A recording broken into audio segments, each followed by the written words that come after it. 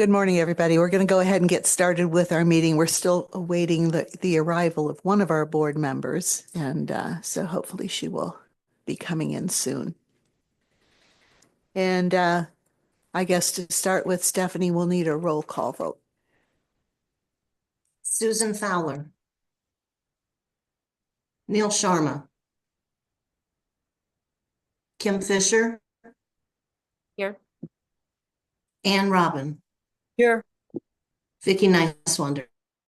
Here. Okay, next up is the approval of the agenda, which is the next page. I move to approve the agenda. Thank you, Ann. Second. Thank you. Any changes or anything on that? Okay, all those in favor say aye. Aye. Aye. Aye. Any opposed? No. Okay, moving on to the meeting schedule, which is on page 3, just noting that it's there and also among the public documents on the website. We need to approve. Yes, we do need to approve the meeting schedule. I hope you had a chance to look at the dates. Are there any conflicts there? Need a motion to approve. Motion to approve. Second? Kim, I'll second. Okay, I do thank have you. a question though. Oh, sure, absolutely. So, just normally we meet on the third Wednesday, but there's several months where like it's Wednesday. It's the fourth because maybe like the first day of the month is a Wednesday, so that's not. The pattern for years has been the Wednesday after the third Monday of each month. So we tried to mark where it's off cycle. It's only off cycle on the April meeting, and that is because we found a holiday. April 23rd is actually Holocaust Remembrance Day, and even though that's not a day that the building is closed, we thought it might be nice to we'll be able also to get some of the board reviews of applications done earlier this way by taking it off cycle. So, and sometimes that helps. And then there are some tentative meetings, and there's one meeting that is not marked tentative, but you may not need, and this is, the chair has prerogative to cancel that. And that's this joint meeting with the mental health board in March. That might not be necessary. We'll keep you posted. Okay. Okay, so I guess we still have to take a vote on that, right? All those in favor say aye. Aye. Aye. Any opposed? All right, very good. Next up on the agenda is let's see here, the acronym citizen input. Citizen input. Anybody like to speak to the board today? No? All right, moving on to the next topic. My comments. Dr. Sharma is. Oh, good. All right. Well, before we do anything else, before I give my comments, welcome to Dr. Sharma, who is participating online today. We need to vote to include him in the meeting decisions. So I would like to move that we include him as a voting member of the board today from the online position, and I'll need a second. Second. So any other discussion? Okay, let's take a vote. All those in favor say aye. Aye. Aye. Any opposed? Thank you. Thank you for making time for us. Oh, thank you for having me. All right, next thing up on the agenda are my comments, and I just reading the packet this week and every month that we've had a meeting, I just want to remind ourselves that what we do here is really important work. We're responsible for a great deal of money that comes from the county of Champaign. And that is intended for the benefit of people with developmental and intellectual disabilities in our county. And so those goals, as I'm reading the bylaws, which we're approving this year, we really want to think about what our responsibility is in that end and try and keep your personal feelings out of it for the most part. So it's really an important position to be in, I think. And we thank the board for allowing us to do this work, but it also puts pressure on us to sometimes make decisions that are not fun to do. So anyway, that's my comment. Lynn? I would like to defer comments today, but I'm not going to. I thought about it and I thought, what if I could be brief? So I'm going to be brief. A lot of what's in this packet is traditional January stuff. The just approving a schedule for the coming year. That's something I learned that, a couple years ago that we need to be doing. So that's a January thing. And then also in January, we've typically presented the bylaws through a series of, I'm sure it's a super fascinating story if anyone wants to hear it offline. I accidentally ended up in Open Meetings Act training through the state, which is like a little bit different presentation. Maybe it's the one you all do. And noticed that there were some changes in the to Open Meetings Act that were not included in our bylaws because I was preparing the bylaws at the same time. Then Ms. Stephanie Howard Gallo went through it with me. And so we're not just presenting you the bylaws for information as we traditionally would do in January, but we're also asking for some updates to bring it more fully into line with changes in Open Meetings Act, changes in the DD statute, and changes at the county level because of the clarification of the executive structure and what that means to this board. So, sorry. Anyway, then other than that, tradition in January is to maybe have taken December off and therefore be presenting you with a lot of other stuff, a lot of information. Maybe like our favorite thing of the year is to present you with information about what agencies are doing. So one of the first items today will be a presentation on a new program. And that's really it. The rest of it is updates. So, and then, well, there's some tough decisions too, but that's also standard. Okay. Okay. Approval of meeting minutes is next on the list. We need a motion and a second. I'll motion to approve the board minutes. I'll second. Okay, any other conversation on that?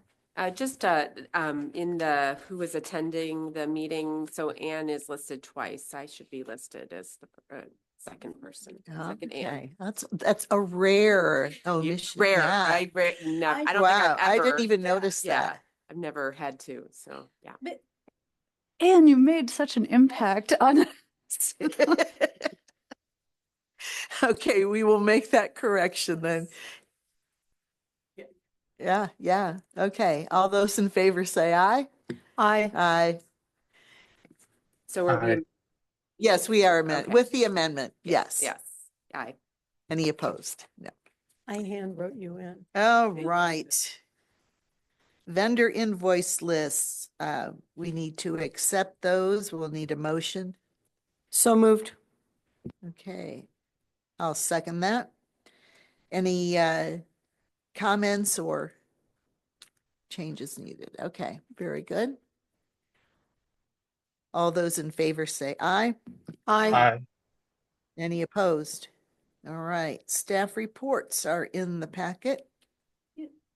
Sorry, could I ask, who seconded? I did. Oh, thank you.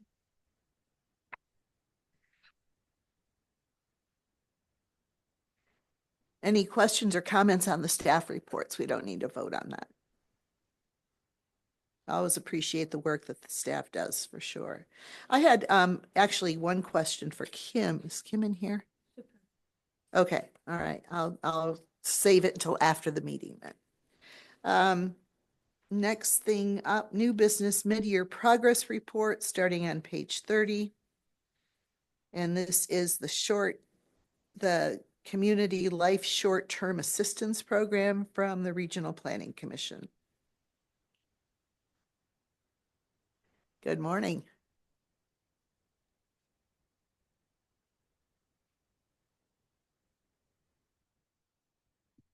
Good morning. So Jessica's on Zoom and is going to share the presentation. Oh, so do we want to just come back to it then? Is that? No, I think she's going to share it. Oh, she's on Yep, already. yeah, Okay. she's on there. Good morning. Am I okay to share my screen? Yeah, thank you for asking.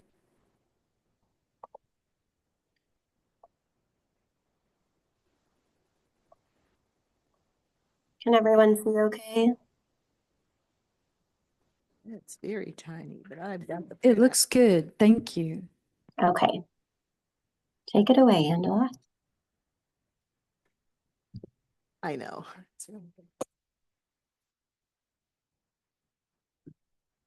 Thank you. Okay, so I'm presenting on our Community Life Short-Term Assistance Program. We just say CLSTA, sort of for short. Jessica, you can go ahead and progress the slide.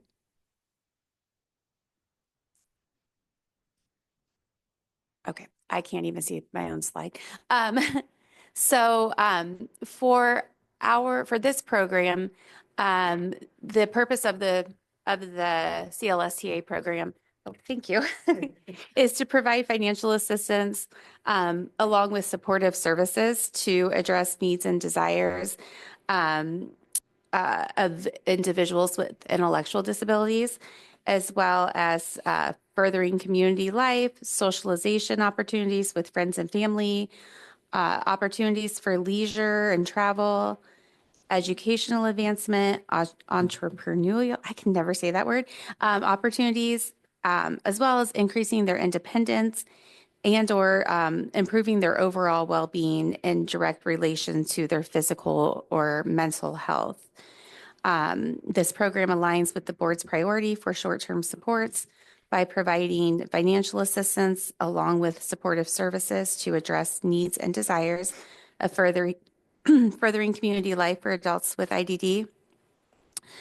And we also, through this program, can provide brief support services to help supplement the funding that's available. So we have a short-term, we call her a short-term case manager or coach.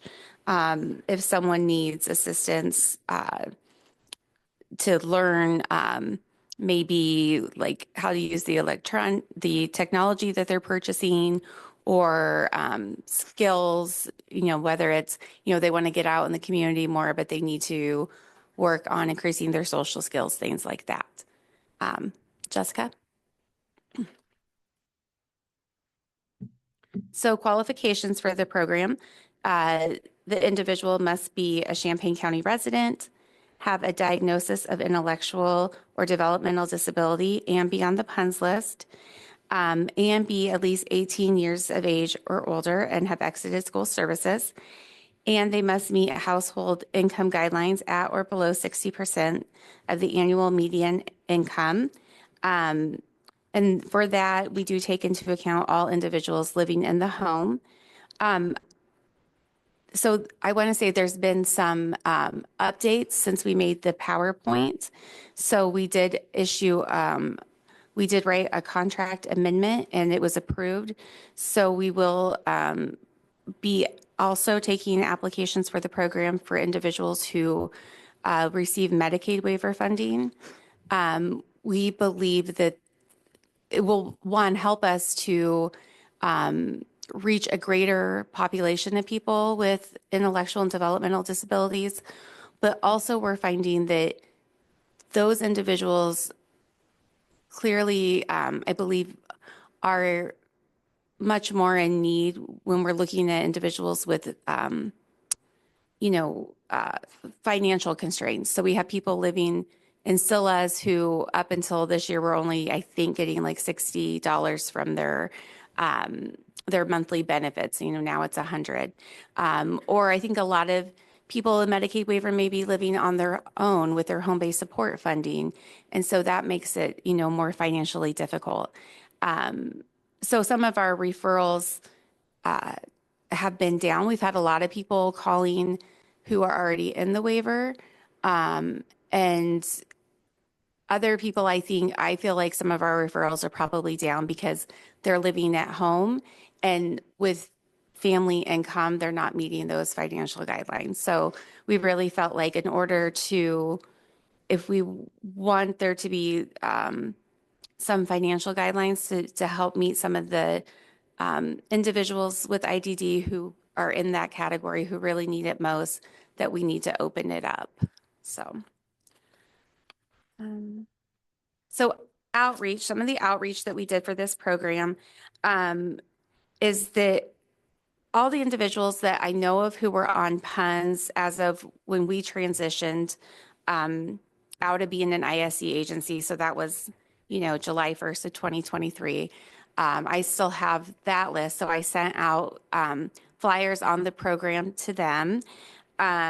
We've also provided flyers to Prairie Land Service Coordination, also to the providers here in Champaign County as well. And we've offered to provide presentations on the program. So what has been funded so far? So I've just used some initials for privacy. The client J was funded for a new bed after we learned that he had been sleeping on this floor for over 2 years. So this is someone that we were seeing ongoing for our PCP case management program. But we never realized that he didn't have a bed. We'd always met with him in his living room. But the case manager happened to get there a little early one day and realized that he had this like kind of makeshift bed made up on his floor. And so after talking with him, she realized that he didn't have a bed and hadn't had one. So we were able to fund him for a new bed and a new 7-piece bedding set. And so, we asked him, how has this affected you? He let us know that, of course, now he's sleeping much more comfortably. He wasn't sure, if it really impacted his physical health or mental health overall, but he has said that he's had less aches and pains and, is sleeping better.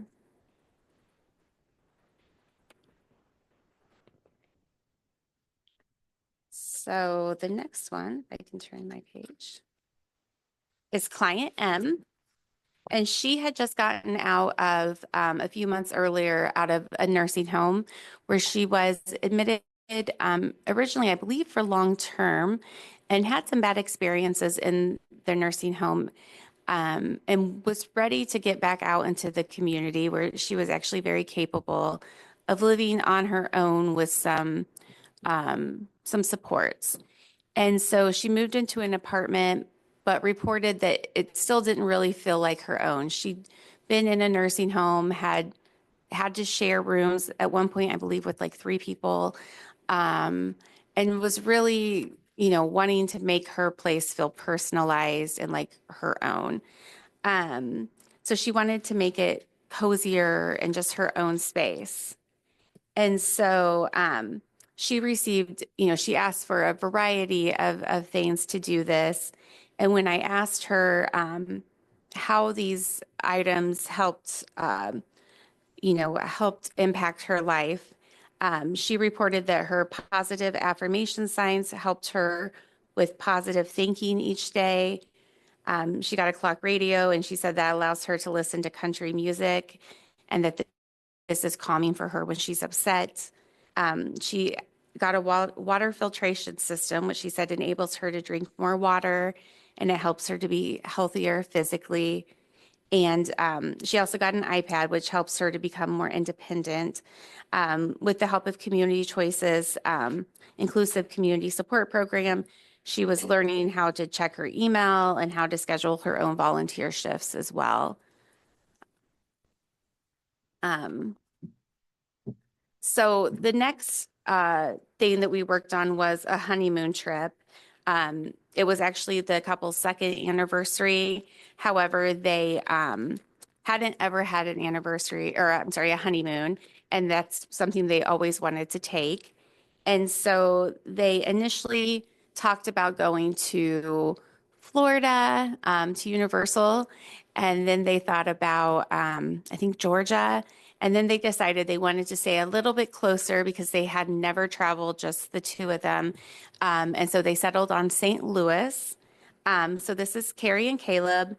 They gave us permission to use names and their photos. So this is a picture. Oh, can you go back, Jessica? Okay. This was them waiting on the bus to come pick them up. So they took the Greyhound bus for their trip there. They expressed while they were waiting that they were nervous and that they were excited. Go ahead, Jessica, you can advance it. They reported that it was a long ride each way. The seats weren't the most comfortable. You can go ahead. They worked with our short-term case manager to learn how to use Uber and get around on their own when they were over there. So they went to St. Louis from October 23rd to October 27th. They stayed at the Drury Inn at the Union Station.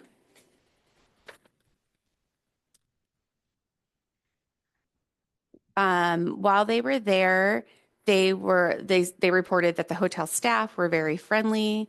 Their first night there, they enjoyed the 5:30 kickback at the hotel and the food and drinks.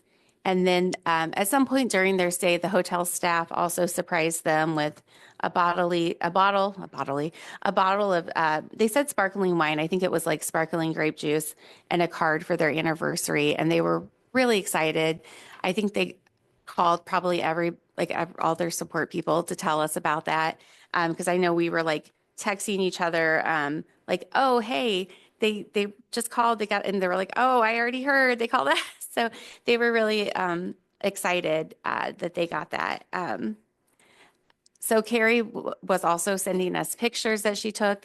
These were a couple of the photos she took from Union Station the first night of the trip.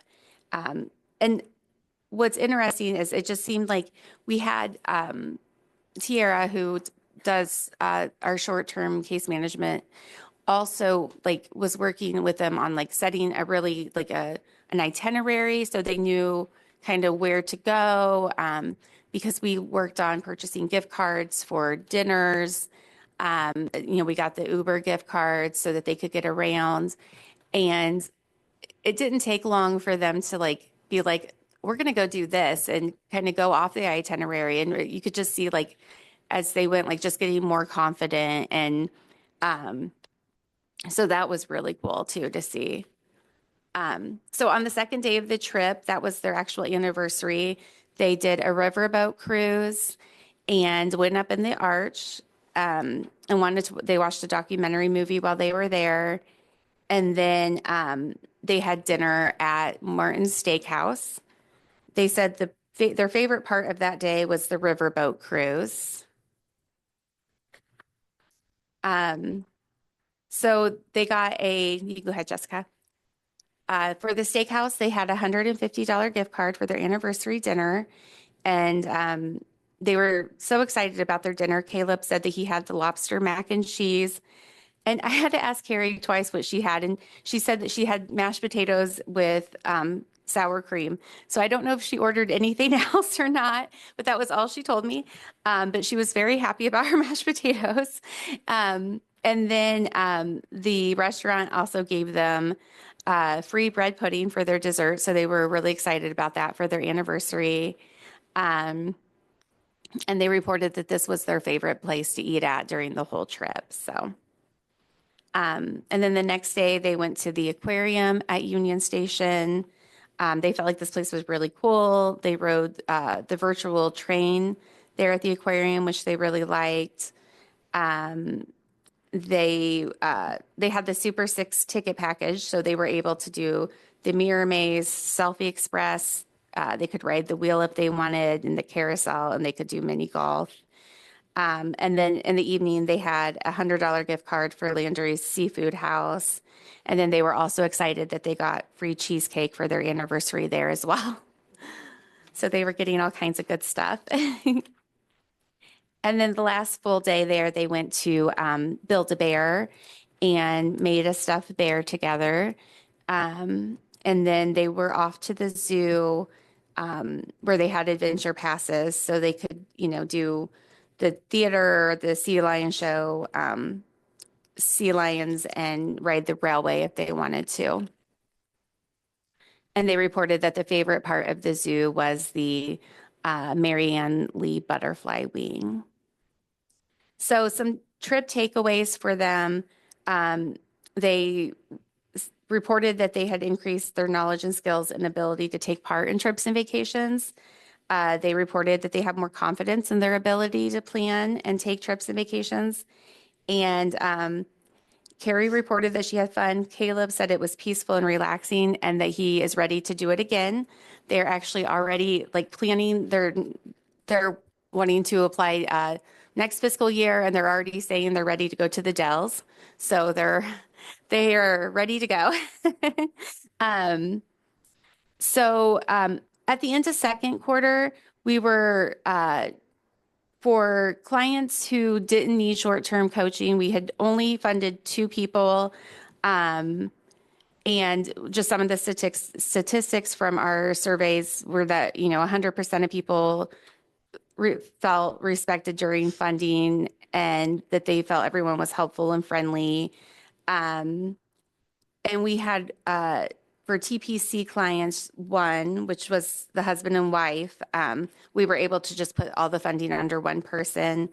And this is why we started looking at opening up the funding so that we could expand. So since then, I know I have more to the presentation, but since that time, we've been able to buy a prom dress for someone for the Night to Shine prom. And we're working on getting her dress altered now. And she wanted to get her hair. I know that they do their hair at the prom, but she wanted to do it a special way. So she's getting her hair done at a salon, and she wanted her nails done a special way. So she's getting her nails done before they go. We've also purchased a washer and dryer for a single mom because she was having difficulty just with being able to keep up with the household chores and then having to have someone like always have to watch her. I think he's maybe 2, maybe not quite 2 yet. Anytime she needed to run out and do laundry. So we were able to get that purchased. And I'm currently working on a gym membership for somebody. The other thing that's up next, if you want to go ahead and flip the slides, Jessica. So we are currently starting to work on planning a trip for a couple to Chicago. We are hoping to start some purchases within the next couple weeks. They're really excited. They want to go to, the wife wants to go to a Cubs game. The husband wants to go to a Sox game. So we've been able to find a weekend where there's a Cubs White Sox game. So we're trying to get them tickets for that game. So hopefully that will all work out. Next one, Jessica. And then this is just an example. This isn't the exact dress that we found. I have a picture of it, but the girl, her hair wasn't done, her makeup, I don't think she'd want me to share that picture. I'm hoping to get pictures of it when she's at prom and then be able to share more. But so that's a picture. I already talked ahead on this one, but that's similar to the dress that she purchased. So just some successes was being able to develop the new program.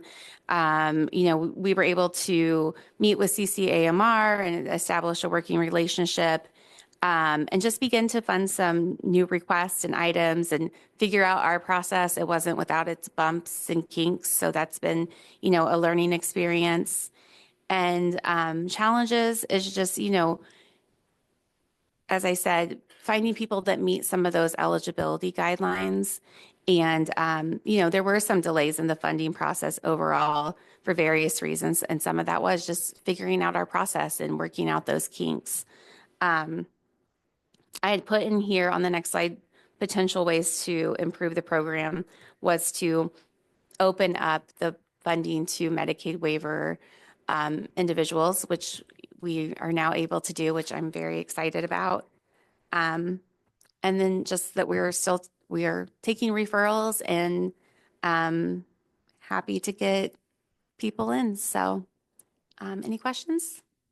That was a lot of rambling from me. Was not rambling. It was great information, Angela. Thank you. Thanks. Have you rejected any requests? And if so, let's start from the beginning. How many requests total have you received? And have there been any of those that were rejected? So, off the top of my head, I would say official applications that I've gotten, we haven't had to deny anyone. But I have had calls, like informal inquiries, that when they've called, they haven't met the requirements. Some were, at least two of those were Medicaid waiver. So I had to say, like, at that point, that we weren't able to fulfill a new request. And then I would say I got at least 3 calls from families who had individuals or children that they were hoping to get funding for. So they were under the age of 18. As far as applications, like I said, all applications we've been able to fund or are in the process of funding. The washer and dryer and the washer and dryer I initially sent on to CCAMR to review. There was a breakdown in communication, which happened on my end. And so that didn't get processed within this last quarter review for them. And so we wanted to go ahead and fund that on her behalf because she had been waiting. And then I do have someone who also I forwarded on in that same time period that was a furniture request. Okay. And so if they're rejected through CCAMR, then you will reconsider Yes. those applications. Yes. So if we'll forward them on if there's like not a time urgency. So if someone like for the prom, that was something that someone was needing right away. So we went ahead and funded that right away. You know, if it's someone needs something, but it's not, you know, they don't need it within the next couple months, there's no urgency, then we would forward that on for consideration. Okay. Yeah.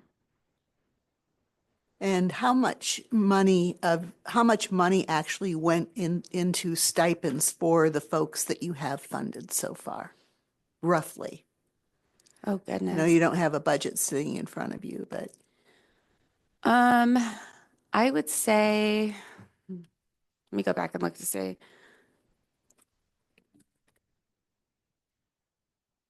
It's up to 3,000 per person, but we haven't hit that with everybody. I know, St. Louis trips looks like it maybe came close to it. it was closer. I would say, oh gosh. I don't know, Jessica, let me know what you think. I would probably say maybe around 6,000 at this point. Yeah, I would say that sounds close, and we can definitely follow up with information once we can kind of look back at our tracking sheet. But that sounds in the neighborhood. And are you using staff time to make all these arrangements? Like it sounded like when the St. Louis trip that you were pretty integrally involved in, you know, helping them to acquire tickets to different events and so forth. Yeah. So we are helping with that. If the person is comfortable with doing that, then absolutely. Like for JH that's doing the prom stuff, she reached out to make her own appointments for hair, nails, and just let me know where those were. But the St. Louis trip, we were definitely much more involved. Like we spoke with individuals, we found out where they wanted to go, and then did research on, okay, what's in that area. And then I know like when Tiara was working with them, she tried to group the things together that they wanted to do so that they weren't like running across town back and forth. So trying to group, okay, today you want to do these things in this area. You wanted a steak dinner on this day for your anniversary. Let's look for the steakhouse in that area. On this day, you wanted to do the zoo. What are the other things that are in that area? So we were pretty hands-on with that. And then also just like with making up the itinerary and, sending like reminders and things like that. And we did do like just daily check-ins when they were there as well, just to make sure things were going well. Yeah. Anything else? I just have one more comment. I'm really glad that you're taking on people who are funded through the Medicaid waiver because they're not exactly rolling in cash. Yeah. So Yeah, thank I you think for that that. that will be a big benefit. I did want to share an update. I was able to pull up our fiscal report, and it looks like we've funded about 4,278 thus far. Oh, thank you. You're welcome. Anything else? Okay. Thank you very much, Kim. Yeah, got the name wrong. Sorry. Okay, moving on to the next item on the list, and that is notification of funding availability. That's just information only in the packet. The notification was posted for 2 days, as I understand it. Next thing up are the bylaws, the revised bylaws starting on page 62. And we need a vote to accept the new revision. Thank you. Motion to approve the bylaws as in the packet. And I'll second that. Now, discussion on that. My only comment is I've read a lot of bylaws over the years, and this is the most shortest, to the point, I noted easiest that to read too. bylaws. I was impressed. Oh, yeah, go for it. You are the board. If you would like more complexity. No. That was supposed to be a compliment. It was a compliment, definitely. Again, like another super fascinating story for another time is how I came to show this to the state's attorney's civil division chief, who gave me some feedback and it's all good. So it's kind of nice to have that assurance too. Usually Stephanie Howard Gallo gets it right. It was nice to have another person affirm that she got it right, as always. But he asked me like if you wanted to put other things in there, you could, like expectations. And so anyway, I invite you to think of that. You're going to see these again in January, no matter what you do now.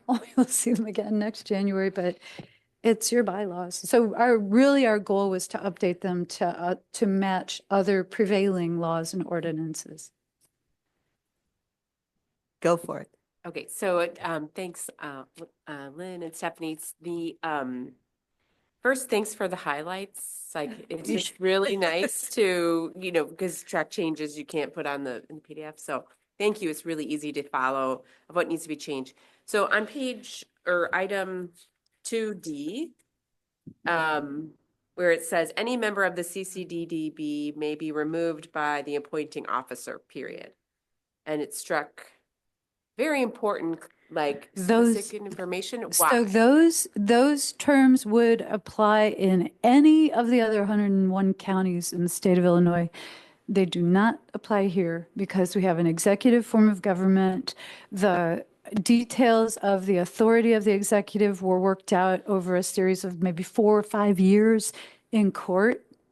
And the appointing officer, which is the county executive, can remove someone for any reason. Like I know it's weird, and I think the current county executive would never do that, but this is where we're at. And those things also change, so we'll see. Anyway.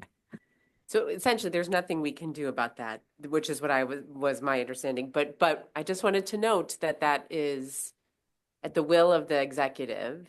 Anybody from our board could be removed for any reason. What you could do about it is exercise your right as a citizen or as an appointed official and talk to the county board or the county executive about decisions that you either saw coming or, in the rear view, you find, unfair. And I think you can even reach out to people before something like that happens. Yeah. That's, I It's just that want to was just say, my, yeah, whoa, yeah, whoa. Yeah. that was kind of a Yeah, surprise. no, yeah, I mean, I understood, I just. You've would- got Yeah. it. What I appreciate though, that it's simple, that, there are processes in place that could help resolve that if it became an issue, but I have served on several boards of directors where the bylaws were 20 pages long because every time they had an issue, they would write into the bylaws how they're going to fix this issue, and it just keeps getting more and more complicated. Any issue that comes up before the board, they think, well, we'll put this in, let's put policy in the bylaws to alleviate this as a concern later on. But then you get into a situation where everything becomes so complex that you're trying to make decisions. Well, you can't do that because of section 4, letter D, or, whatever it is, it doesn't allow that to happen. So it becomes very complex. But yeah, the shortness of it is really great. Any other comments? Yeah, so just on record, I just want to say that not that we can do anything about it, but I would disagree with that, that statement, yeah. Yeah. I don't think we have anything to fear about it personally, but you never know. You never know. Everything can change overnight. That's true.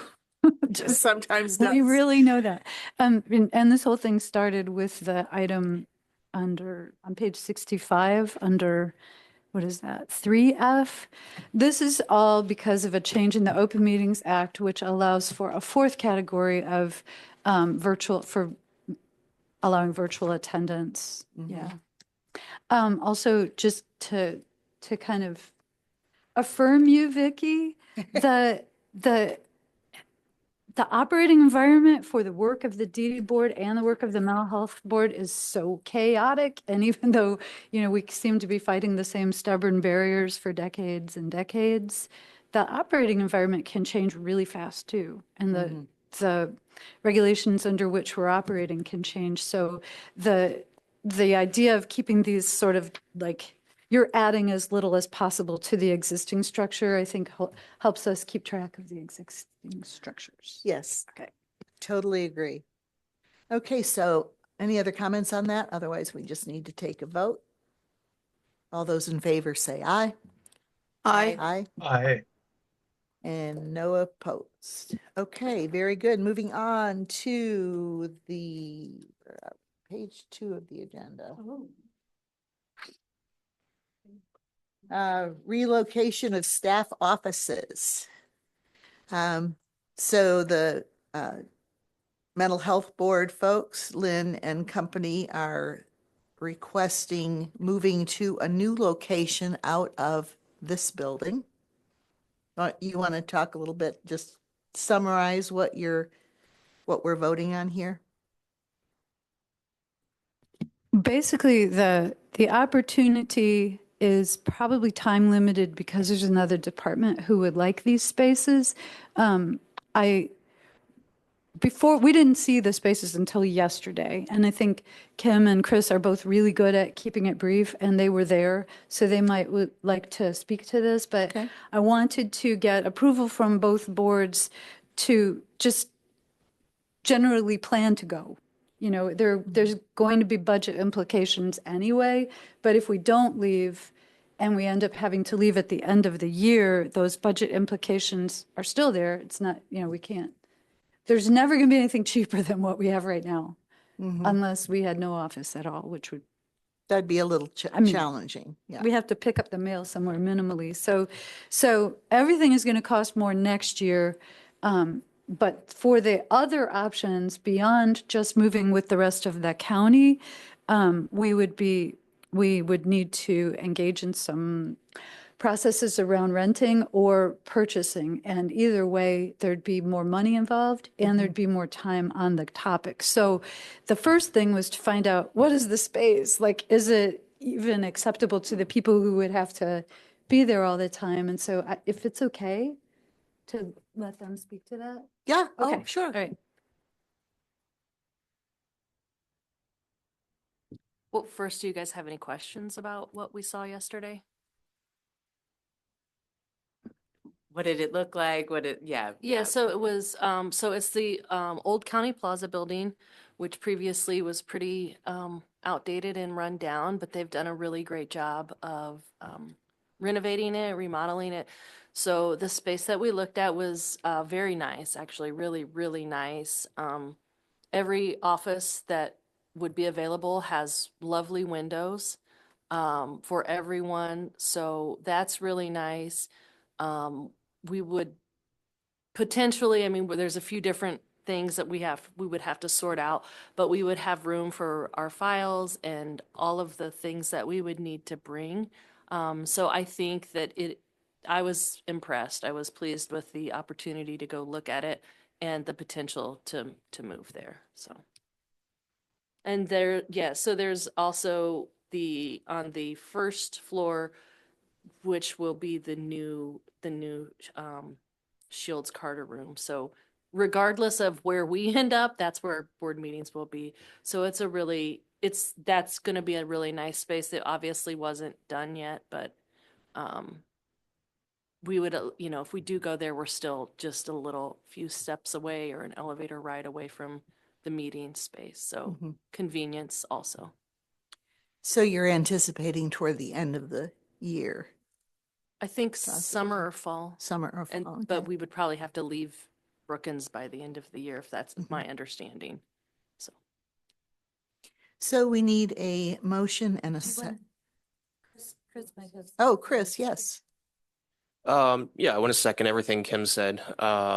The area that we would be in is nice, fresh carpet, fresh paint, fresh drywall. Everything was really well done. The only thing that I would add is that there will be extra security for us as staff. The only access into that area is by badge. So I just wanted to add that. The most important thing is the bathroom is really close. Like That was great. Okay. All right. We need a motion and a second to approve this. So moved. I'll second. All right. Do you mind reading the motion? I, We have a motion. I'm sorry. do we? I can put it up on the screen. I move to approve relocation of staff offices to the Scott M. Bennett Administrative Center and to authorize the executive director to terminate the current lease and enter a new one with the county, pending staff assessment of the space and contingent on approval by the Champaign County Mental Health Board. Thank you. And I'll second, but can we have just, I have another question. Oh, of course. Go for it. Just, has there been any discussion about like the accessibility of the space and making sure that I'm sure it's compliant with like the ADA? So it has to be compliant? Yeah. Well, I'm sorry, I don't want to jump in. That is the reason it's taken so much longer than they planned originally. But do you guys want to speak to that? Okay. Chris, do you want? Well, the meeting room where we would be doing these meetings is on the first floor, so presumably that's ADA compliant. As for our offices, they're accessible by elevator. So I don't see an issue there. I thought the hallways looked quite wide, which is really important, too, and maybe better than the hallways we have right now. I'm not sure. It just, I have a lot of people come in and that our current space feels a little clunky getting people in and out. And this one, I'm just imagining a larger wheelchair and thinking this would go okay. But the elevator, like, if there's not a functioning elevator, it's not accessible at all. It's 3 flights of stairs. So, and we had a really nice space over here that because we needed to be able to get up to the second floor and the elevator was broken. So I'm a little superstitious about elevators now, so. Yeah, I guess I'm just wondering if you ever have, staff who might need, accessible spaces or a meeting room, you know, and you have folks coming in, just making sure that that is available somewhere, I'm sure in the building, but yeah. So. All right, let's vote on the decision then. My mic went off again. All those in favor say aye. Aye. Aye. Aye. And no opposed. Very good. Moving on to E, input from people with IDD. Can I say? So we are just going to have this as a regular, this is something that came up at our last meeting when we were talking about the strategic plan, like how do you get input from people with IDD should not be the question. It should be, it's always an What is it? agenda item. So then we'll see what happens. And right, like 2 days ago, I got some really good input, but then we decided we'll save it for you till February. So, yeah, no, it's great. And then, but like, it also, Cliffhanger. as just an agenda item, this could be an opportunity for you all to share things that you have heard too, just verbal, I think that's okay too. Okay. Yeah, very good. Old business, response to emerging threats. This was kind of your issue, wasn't it, Kim? Yeah, yes, it was. So thanks for putting it on.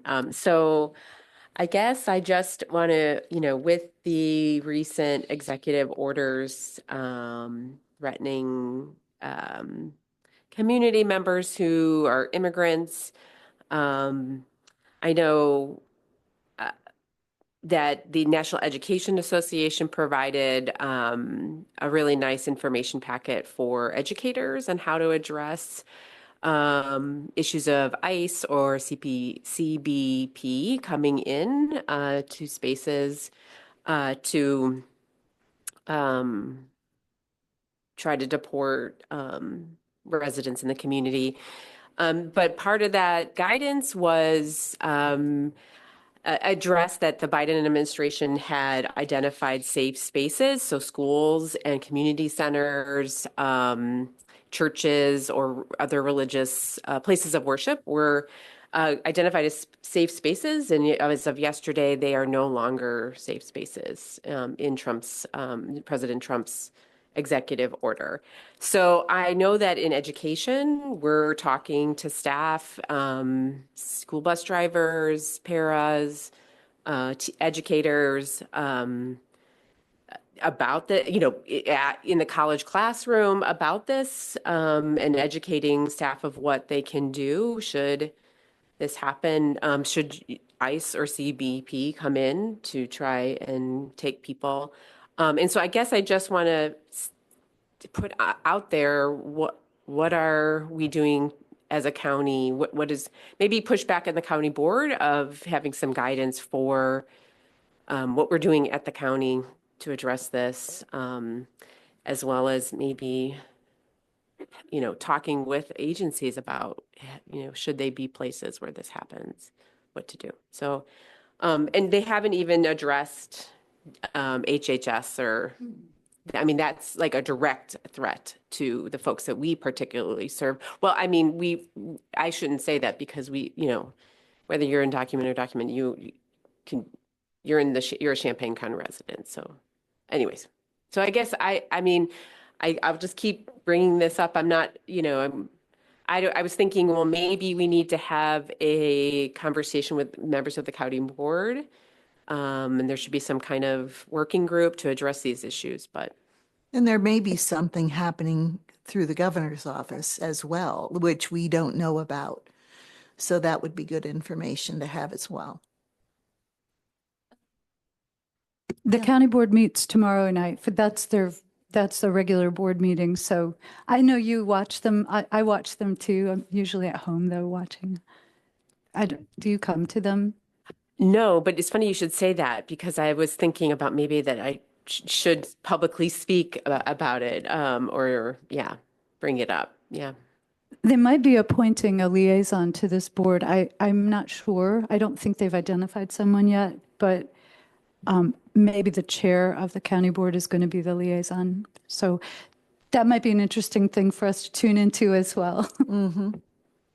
Well, and I know, like I mentioned this before in November, like the LA City Council back in November or earlier, a little earlier, the LA City Council said that they are put an ordinance that you can't spend any city resources or county resources on any of this immigration activity. So, you know, that's maybe that's something that the county should look to. Again, I know to Ann's point last time, like, you know, what can we do here as a board? But I really believe that we have to not obey in advance and protect people. I'm sorry, go ahead. Well, I was just going to say there was also an executive order late last night about dismantling DEI programs. So diversity, equity, inclusion. And when I was reading the Reuters, I haven't studied that as much, but I read the Reuters news article. But so that is something that we should look to. And one of the things that the administration is doing is putting federal workers who are in charge of DEI programs at the federal government on paid leave. Also, the administration has requested that agencies identify up to 9 medical associations, nonprofits, or institutes of higher ed who have DEI programs but maybe don't necessarily receive federal funding to see if they are going against discrimination laws by implementing DEI programs. So again, and in the classification that their administration said was DEI categories were gender, gender identity, race, but they didn't include disability. So I wondered how that would impact some of our the employment programs that we support as a organization. Anyways, it's a lot. You know, then there's the gender identity executive order, which is harmful to many of the people that we support. So sorry, I'm going to keep bringing it up. So How did you keep up with all? just a lot of reading. So I have to, I mean, I teach this to future educators or current educators. So we have to talk about it in class and how we're going to protect children and families. So.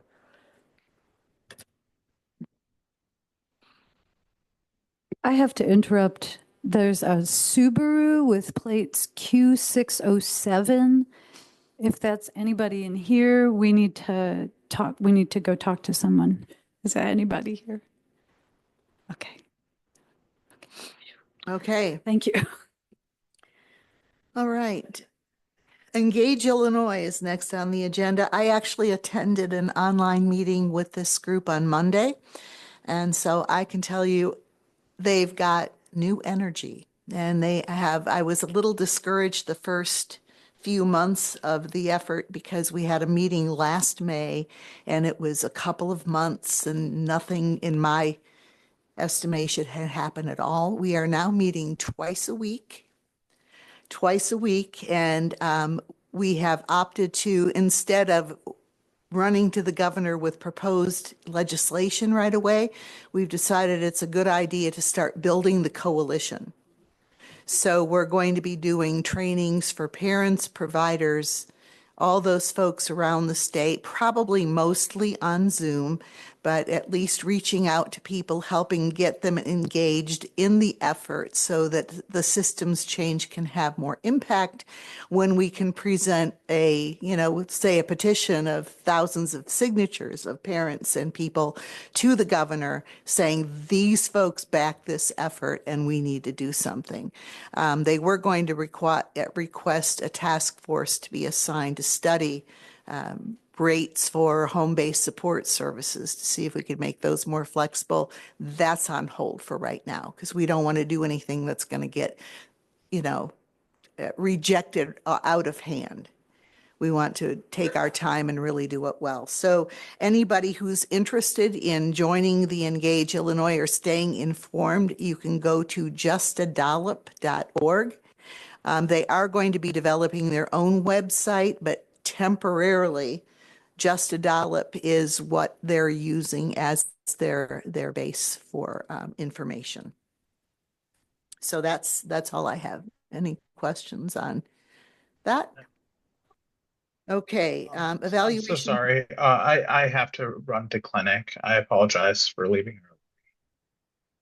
Oh, sorry, you have to go. Sorry about Yeah, that. yeah. No, I'll try and work out so I can be here for the entire meeting. But thank you guys so much. Okay, thank you. All right, evaluation capacity building project update. Do we have a member of the TO in person? Awesome. Good morning. Hello, everyone. We're excited to report that since we last spoke with you, we had a training on a measures repository that had been created in the past and that we've added a few measures to and worked with agency representatives who were interested in learning more about outcomes and how to measure outcomes, how to find measures, how to use this repository.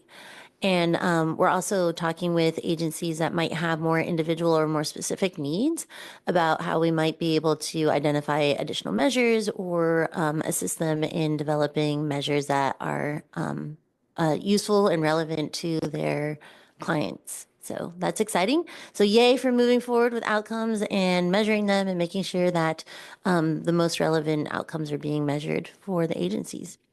We also have finished almost, it will be posted later this week, our series, micro learning series on logic models.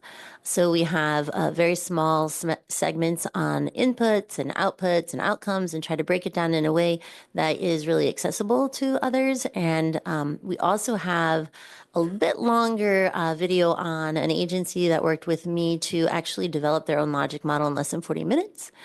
Using sticky notes and making it really more grounded and available to other people. So we're hoping that these micro learnings will be useful not only to agencies, but also board members who want to learn about them. And we can showcase a few of them as we go through these board meetings if we want to, because they're pretty short, most of them. So we've also been continuing our technical assistance with the selected agencies, and that has been going really, really well. And we've just been really hard at work and trying to move the work forward. So that's our update. Thanks. Any questions, comments? Very quiet board today. Thank you so much for for the information shared. Thank you. Resource Expo update. There's a packet, information in the packet. Is there any observation or questions regarding that? Yes, my observation is this was an excellent document. And I just want to thank the presenters for putting together a really, not only an excellent expo, but a really good document to say what worked well, what didn't work well, and accountability is just superior. Yeah, a lot of great data. Thanks to Allison and company for all their work on this. All right. Okay. Update on late agency reports, 98.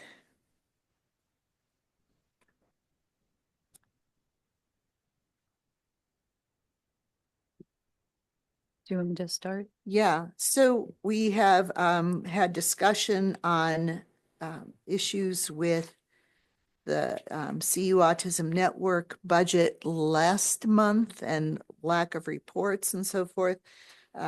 We have a decision to make based on the decision that we came to last month. Since then, the Autism Network has submitted reports, all of the reports that requested, but there are questions on several of them, correct? So I don't know how we should proceed here. Do we want to?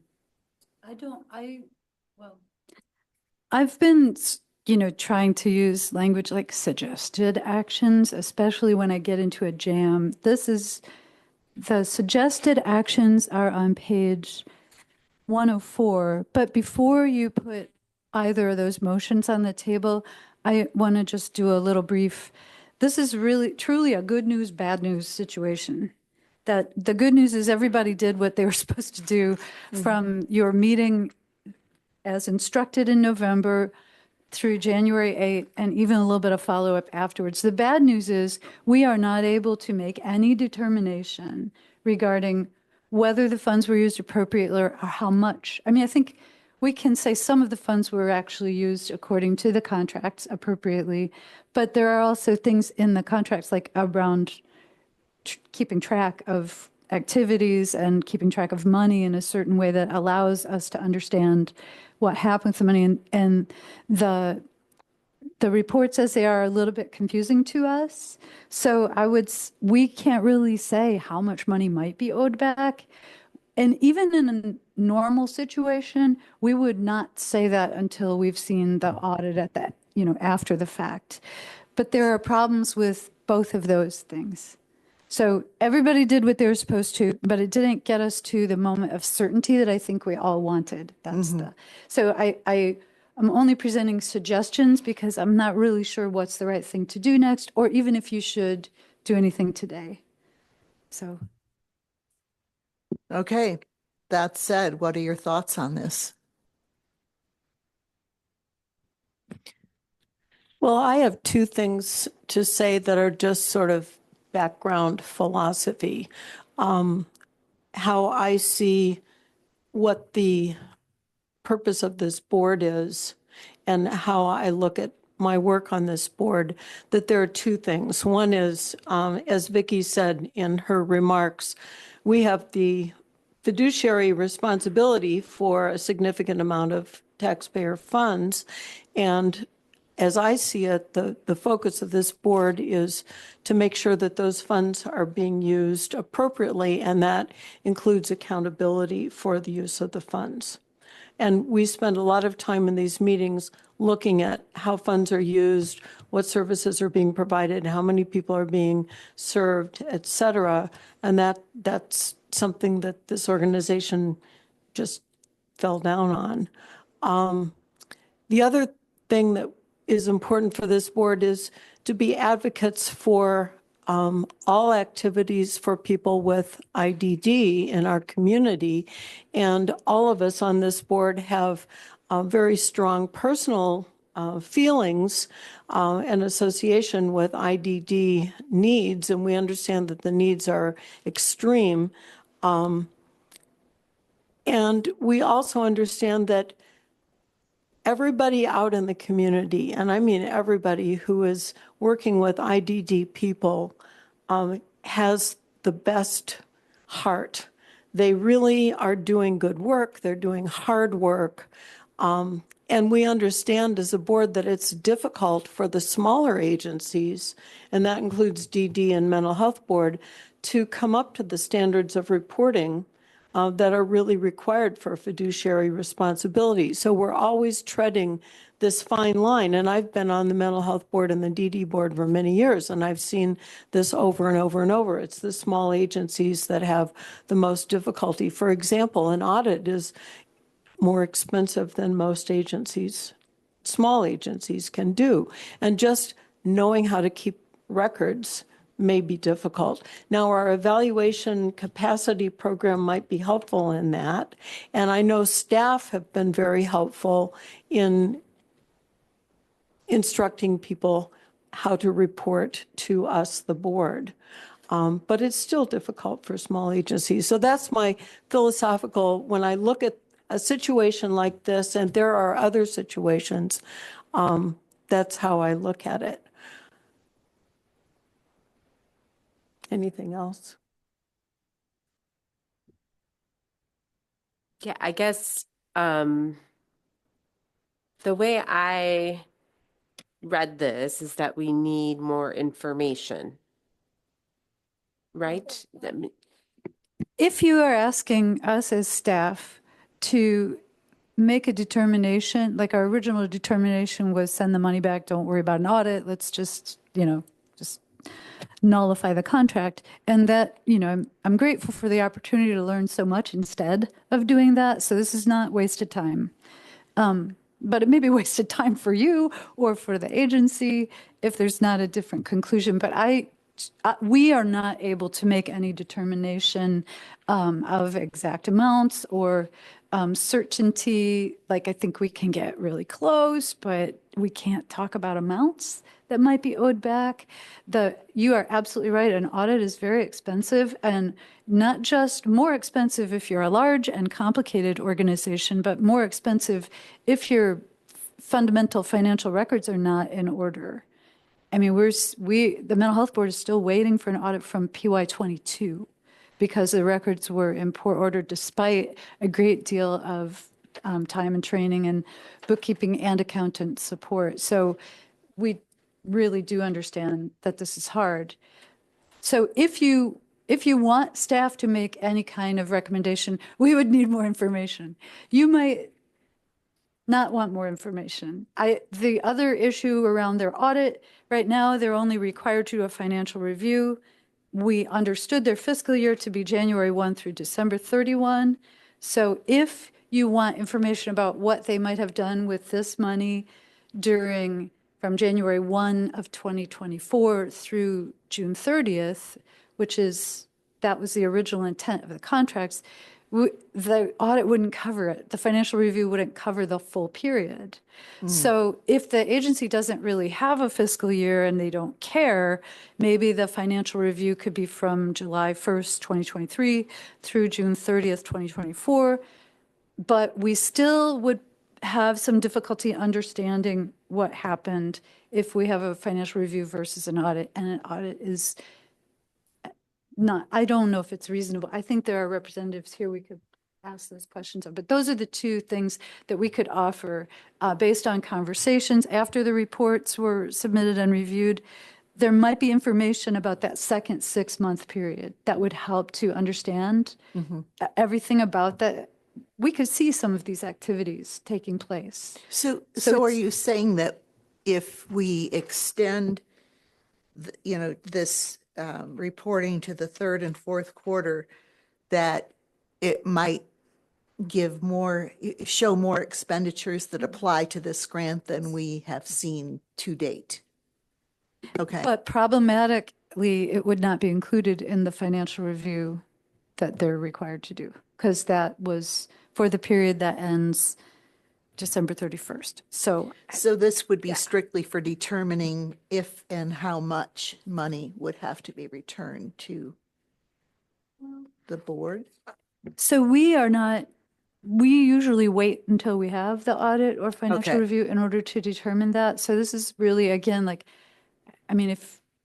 if I'm making it clear what we're dealing with, these are maybe a series of decisions for you to consider. Like further exceptions. I don't know. I'm sorry that I really hoped that we could give you like a total answer, and everybody tried.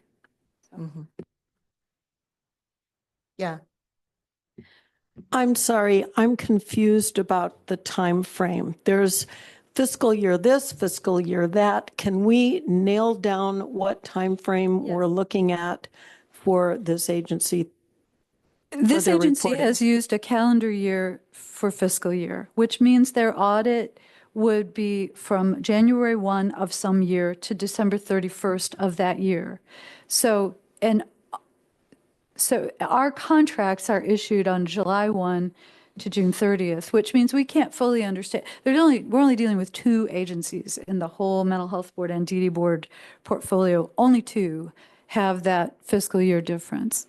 But that alone makes it very difficult for us to figure out how much money might be owed back. So if the agency is not committed to that fiscal year, and they could switch and have their financial review or audit done on the July 1 through June 30th basis, then that could capture all of the contract year. So instead of having to do 2 audits.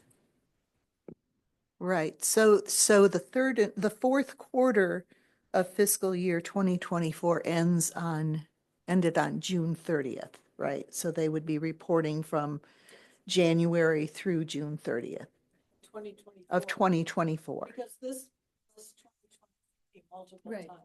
That's because they did, the contracts were for June or July 1st, 2023 through June 30th, 2024. So there are quarterly reports for the first quarter that's July 1 through September 30th. And then for the second quarter, which is October 1 through December 31st.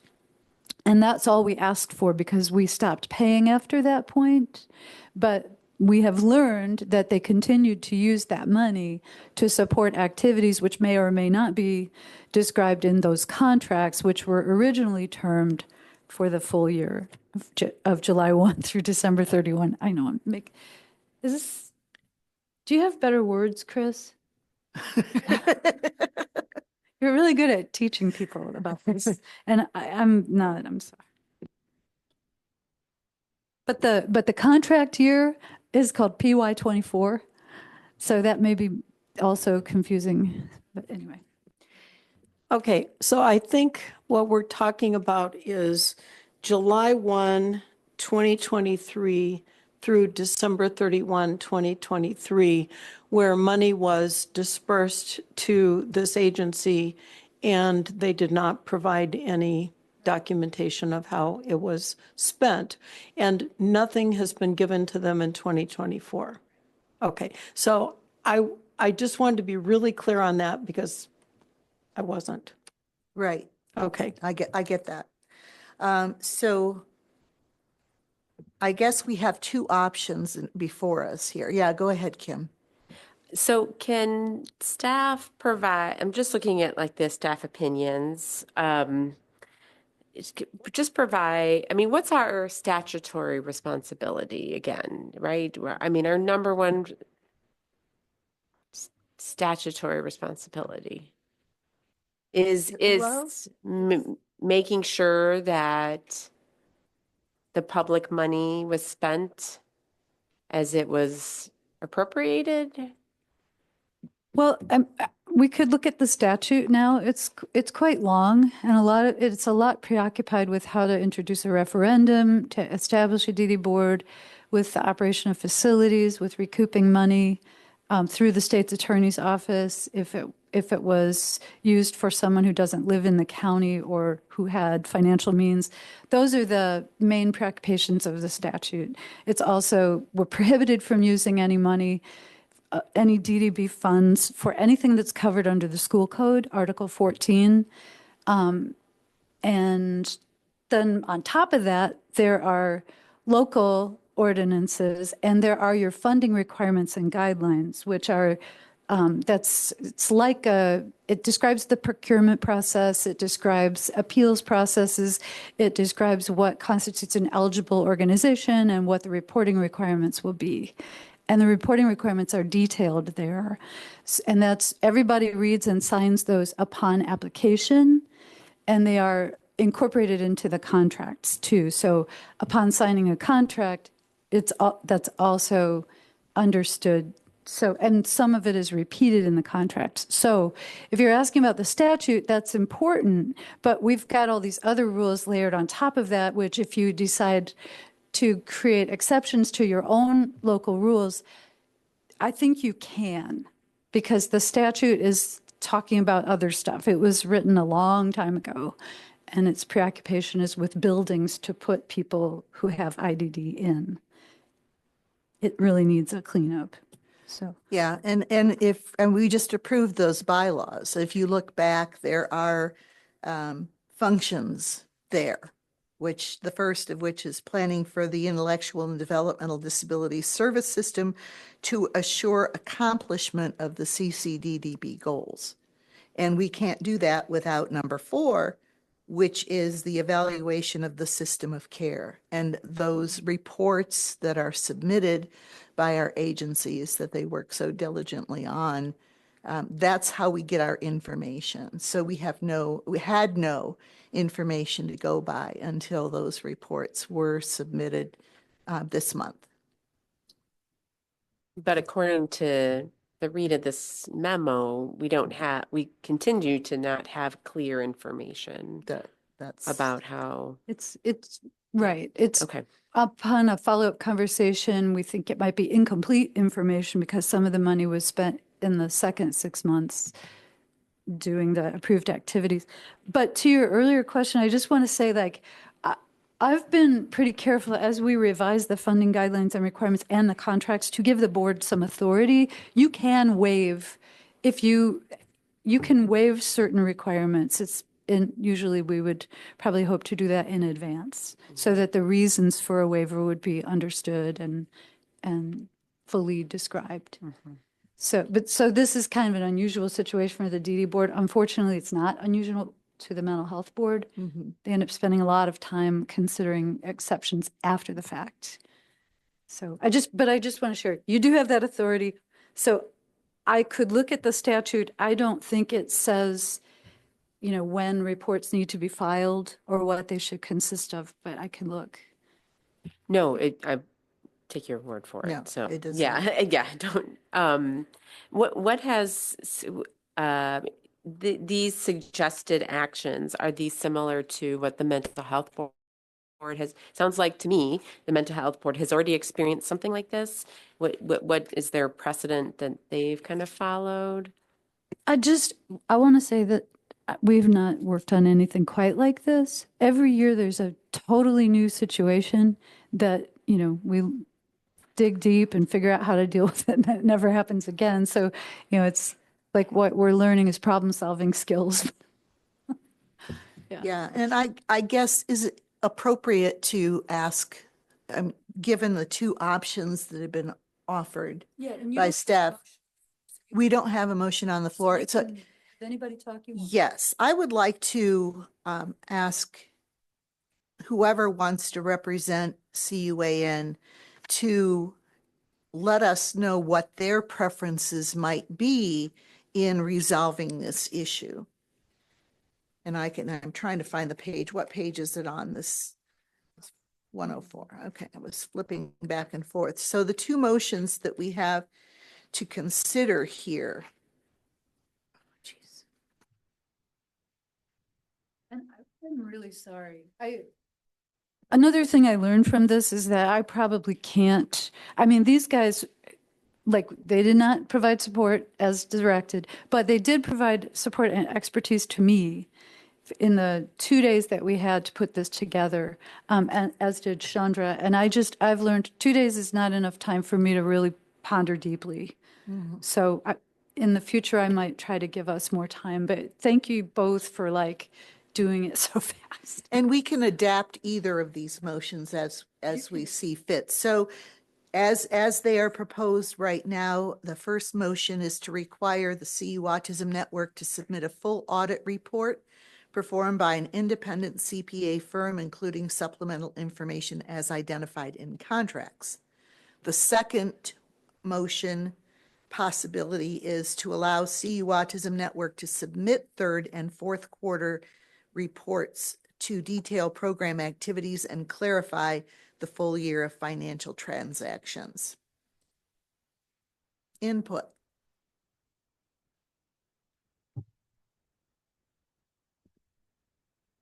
Thank you. Yes. How's that? Steve Beckett. I appreciate the opportunity to speak with you again. I appreciated the action that you took at the last meeting that gave my client the opportunity to complete reports that were woefully overdue. I think with Ms. Robbins' remarks about the 2 constituencies, which I think are very appropriate. I shared with you the last time that when I was on the county board, I was on the committee that was responsible for reviewing the 5% juvenile delinquency grants that came out of the quarter-cent sales tax way back when. And I shared the same concern that you reflected, which is I have a fiduciary duty to the taxpayers who are paying that money to properly account for that money. But then I thought to myself, I also have a fiduciary duty to the constituents who the programs are designed for, that there be programs, and that those programs be successful. And that's where I find myself. I'm here as an advocate. I admit it, but I've told you before I'm a advocate with a purpose because I've had personal contacts. My daughter-in-law is a special ed teacher at St. Joe. My wife is a retired teacher in both public and private schools. I have a grandson with autism spectrum and has received services from the agency. This is long-winded. I hope you'll bear with me, but I do have thoughts that I want to share with you. The CUN has an active community outreach program. I think it's reflected in the reports that you have received. They have a community of support. Some of the autism affected families have means, but most of them don't. Most of them need advocacy from the CUN staff. I know from talking with Julie Duvall, who's executive director, who's here, just for example, that she attends 20 IEPs a month on behalf of autism families. And our network gets nothing for that. Zero. No revenue. No revenue. And as you saw in the paperwork and dealing with Ms. Canfield, that's not reportable. That activity is not reportable under these contracts. But it really is heart and soul of the kind of effort that is needed out there in the community, because these families, quite frankly, would be at a loss and would just, the teachers that are there and the administrators that are there, the families don't know what services that they're entitled to, and the network supports that. So anyway, I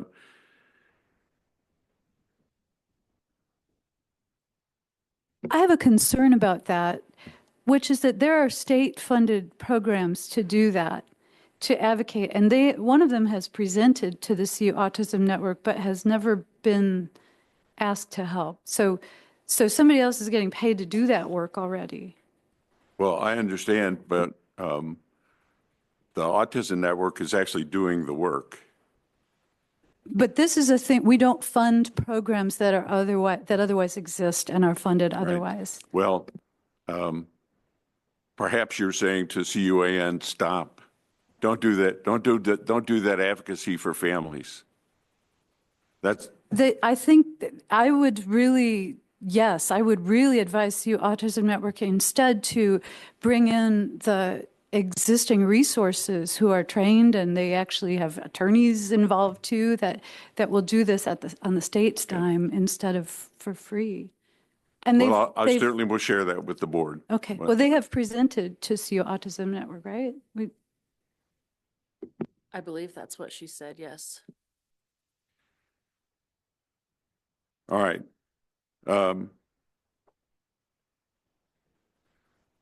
With respect to the motion that could be made,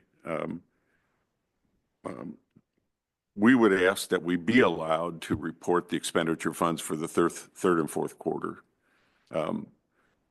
We have engaged MH, we used to be Martin Hood, that's what I would always call them, and Tyler Cutts is the accountant who's in charge of the current, quote, financial review. I suppose you could enhance that to a full audit. Extremely expensive. I'm not sure how this agency could afford a full audit, but if that's what's necessary, that's what will be done. But in dealing with the accountants so far, The financial records, it's my understanding, disclose no improprieties. This isn't like that somebody was in the till using money in a way that was absolutely inappropriate. We appreciate the opportunity that the grant funding provided, and I submit that my review suggests that everybody at the agency has acted in good faith to achieve grant goals, but they actually lacked understanding and, frankly, the necessary leadership to achieve those goals. I've explained to you before why and how. I suppose this board can send messages about good faith and community good, or you could send a message that we don't accept failure and therefore there are consequences from failure, and we impose those consequences. But we would like the opportunity to report those third and fourth quarter expenditures.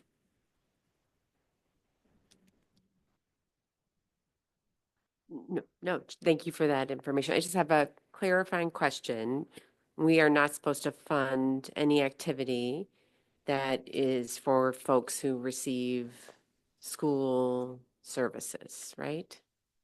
Well, that's for services which the school is obligated to provide, which would include some transition planning. So we've gotten in the transition planning space, but through a different way. But otherwise, I mean, we've had schools write letters saying, we don't want to do this anymore, so you can pay for it, which is like but it's illegal. So this situation of advocating for families at IEPs, this is something people do for each other all the time. But the state actually does have an organization which is paid to do that. And they have presented to CEO Autism Network. They are aware. I think there's a representative who actually lives here and is quite aware of the problems of our local school districts and the need for that kind of advocacy. Has not been invited to help. So it's a really separate issue. That's more like you don't fund respite because the state is paying for respite. So it's more similar to that. So, it's not a violation of the statute, but it's a duplication of effort. So.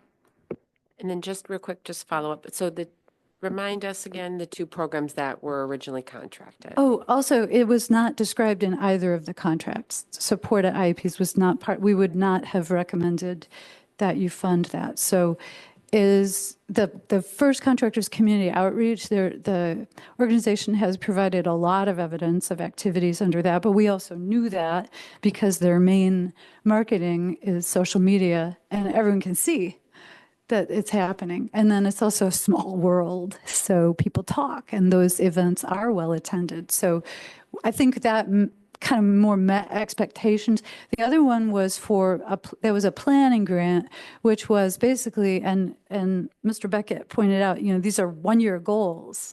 So to report on them in 6 months would be impossible anyway. But it didn't look like there was no evidence of the activities described in that contract, other than there was some overlap between the two contracts where they're going to survey people and learn about what they want and what they need. And so that would fall under the category of that Planning C grant. The main deliverables were a progress report to you would have been this time last year, and then like a plan for a regional center. But first they were going to find out if a regional center was desired and what it would do and where it would be, things like that. So it was real different. I think some people were really excited to see that. But so anyway, I'm sorry. I don't know when to stop talking. Sorry. Ann, did you have something?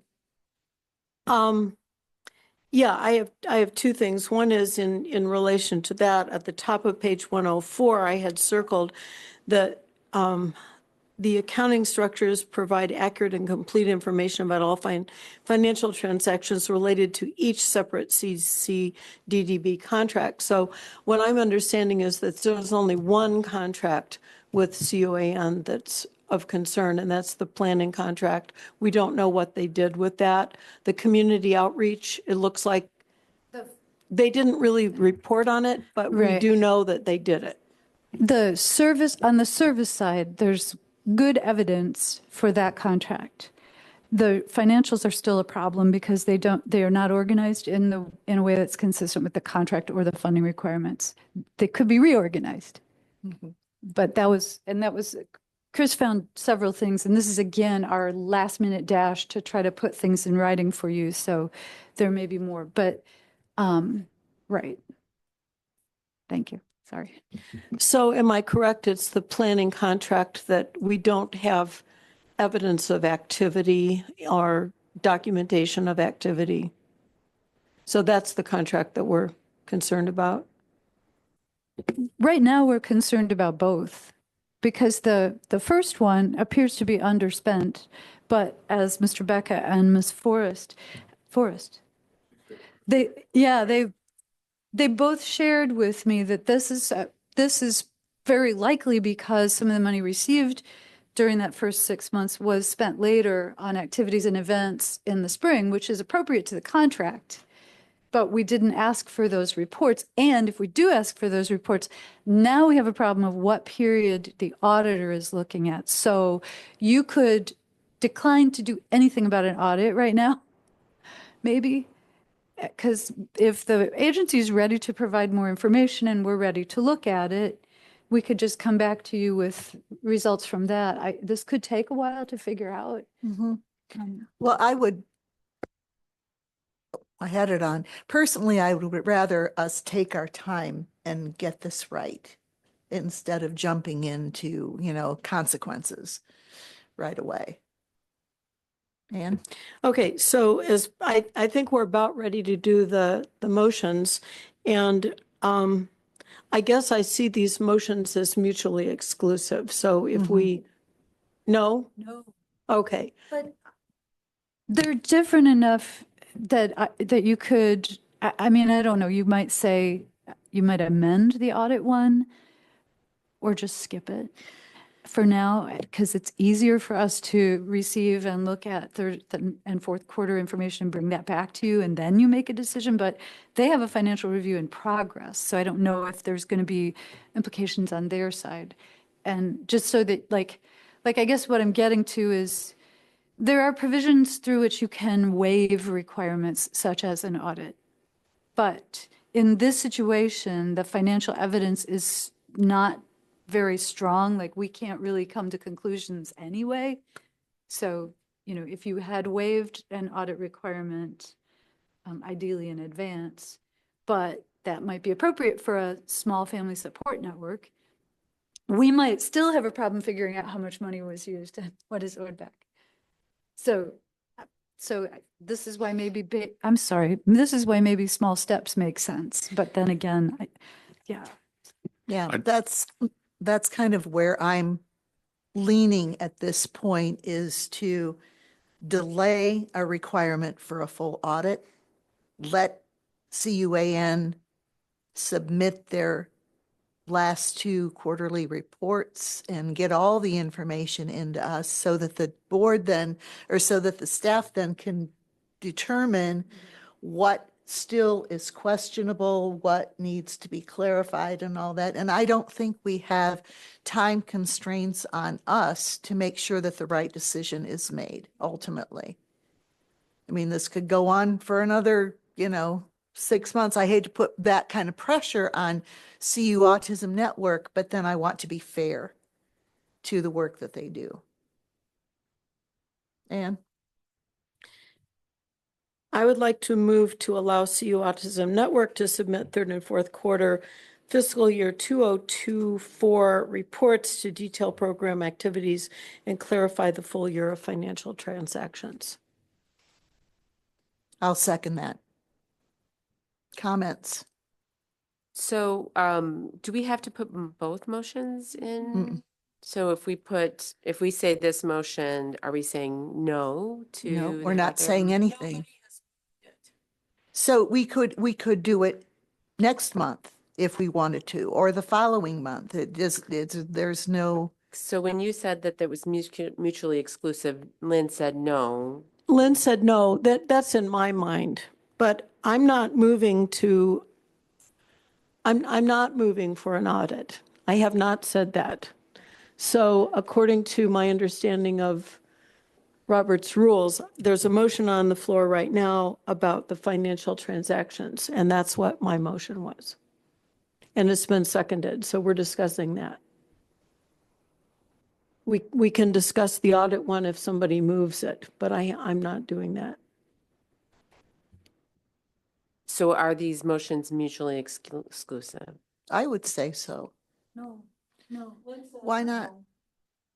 Because I don't think I don't think there's and actually Mr. Beckett was going to say something. I don't think there's a point to doing an audit of a different period from if the agency wants to, I mean, right, they're sort of mutually exclusive, but really not. Like you could say, you could do both things, but if you do both things, then the agency is going to have to possibly change the period of time that's being audited to match the contract year, which I don't even know if they can do that.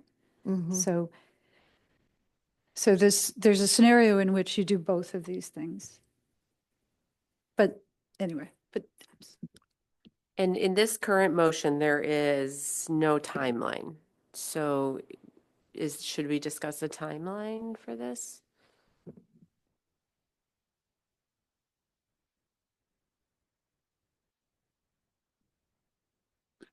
I just wanted to add that I thought if the motion that's on the floor were adopted, that we could work with our accountant to enhance the financial review that is underway. And I think that would be beneficial not only for us, but also for you. so the motion that they haven't made yet could be modified. Well, I'm not sure that the motion would be necessary until we submitted the financial review. And then after you got the financial review, you may decide that's not good enough, we want an audit. Because we've already engaged them to do a financial review. That's why I was kind of seeing them as separate entities. Because we can always come back later and say, okay, we still need clarification. So a question for you, Steve, if we gave extra time, in your mind, how much extra time would be needed to develop those second quarterly reports? If I could have 60 days, I feel comfortable we would get everything that you needed.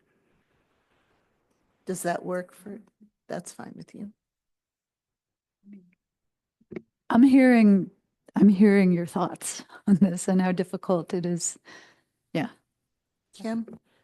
So where in, have we required the financial review? Remind me somewhere. That was from last time. So last time they were just submit reports and a financial review, but we didn't get the financial review. Well, the financial review, we did not put a deadline on the financial review because I think we didn't ask you to, because we know it's impossible to do that really fast. So it would have been due June 30th, but that's, yeah. That just seemed like and I did talk to the CPA, the partner at MH. And so anyway, sorry. So if we allowed CUAN to take 2 months, you would need the information a couple of weeks before that meeting. So we want to give them enough time. So I'm thinking April, but April is a horribly busy month for this board because we are in the thick of listening to all the grant applicants to answer questions about their current proposals. And I don't know that we're going to be able to spend this kind of time to do it. I've got good news for you. Yeah. There's a tentative second meeting scheduled in April. Okay. But I don't, Oh, that's given what you have to do in April, reviewing applications, I don't know if you even want to do it in April, whether you have a meeting or not. Well, and then May is the vote, Right. And then you got time. and then we have time. So do we want to just delay this until June? I think that's too long. To wait for an answer, because what if the third and fourth quarter reports come back and we don't have the financial review? I mean, it could be, then we request a financial review and then, So essentially, if we go with March, that's, When do you expect the financial review to be done? Okay. He hasn't given me an estimate. mm-hmm.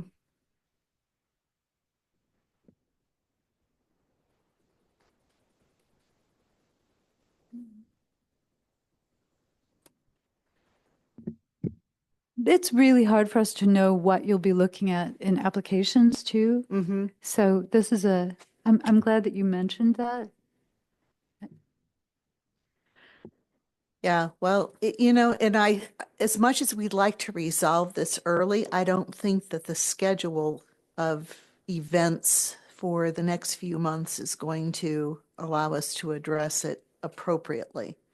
And so maybe giving them extra time to get their reporting done. And then when we get through this list of grant applications for the coming year, then we can say, okay, let's now do this. It's not damaging, anyone or anything in the meantime, I don't think. If we put pressure on them to get it done, then that adds pressure to staff to get all this examined and noted while they're in the midst of getting the reports together for us. There's a point at which we turn the bulk of it over to you. Like, Yeah, we get thanks. it done in early April, and then we're working on the next step, which is recommendations for funding. So while you're doing the public review and discussion. I'm willing to, personally, I'm willing to delay it until June if necessary. If you feel differently, then we'll ask Mr. Beckett if, CUAN could get this work done in 6 weeks. I don't know if that's, Yeah, I figured that'd if be the that's the answer. date you give us, that's the date it'll be. Yeah. What would be your drop dead date in March? In March? Yeah, because that would be, That would be, well, this would give me these would be the 2 days I'm looking at. That'd be like March 5th. March You 5th. know, I will add that having dealt with accountants throughout my career, that April is a big month for them too. Well, you have a very good point there. Yeah. It'd be really tough to get it done in April, even if it's only a financial review. So, Well, we're talking about modifying the motion because there's no time frame on this motion. we'd have to modify it, yes. Okay. Okay, then friendly amendment to the motion. I move that this review be accomplished before June 1st of 2025 and submitted to the board.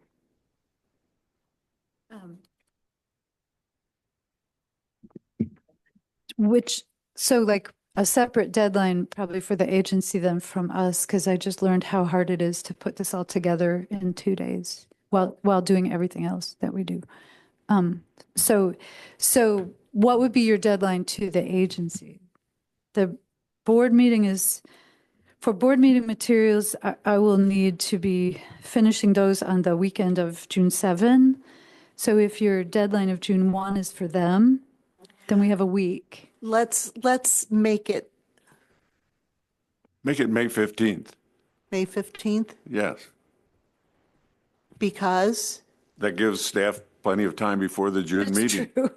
okay, Yeah. May 15th? I will take that. I will make that as a friendly amendment, May 15th. Okay, so could we read that motion again with the amendment? I move to allow CU Autism Network to submit third and fourth quarter fiscal year, or its program year, PY. Yes. Yeah. PY is program year. 2024 reports to detail program activities and clarify the full year of financial transactions. And that board will be submitted to the staff at the DD board by May 15th of 2025. And I agree with the amendment, so I'll second that. Any other? We need to vote. Yes. Do we, probably a roll call? There are only three of us. Sure. Kim Fisher, No. Ann Robin, Yes. Vicky Nicewander, Yes. Yes, thank you for your concerns and your solutions. And we'll continue to work with you all to make this happen. You do important work, but so does this board.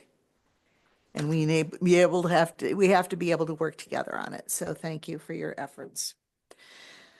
All right, moving on to the next, we lost everybody here.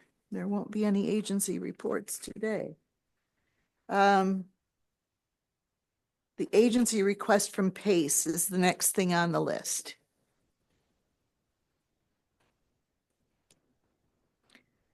PACE has asked for additional time to do their reporting. Their audit is late. Is that the one thing?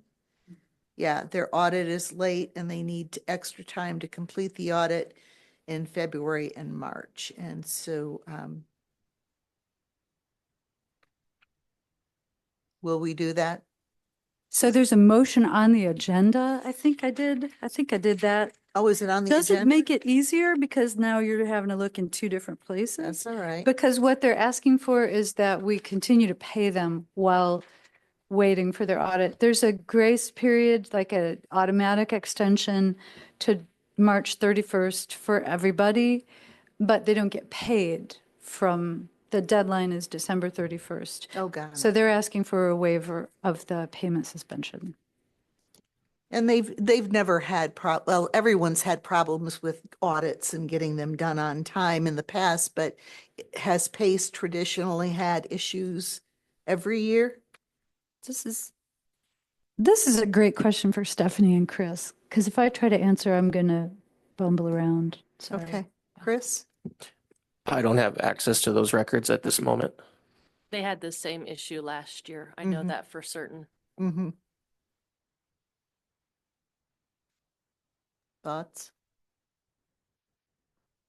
Yeah, I'd have to go back and look at how many years besides last year and this year. I don't know for sure. It's out to either of you as far as this is just one more thing that happened. It's not like something that sticks out to you. When right after oh gosh, that's weird. Right after the deadline, we did a really quick analysis of prior lateness. I may be able to find it. Yeah, it's not in Stephanie's staff report, but it was one of the things we were looking at when we were talking about that.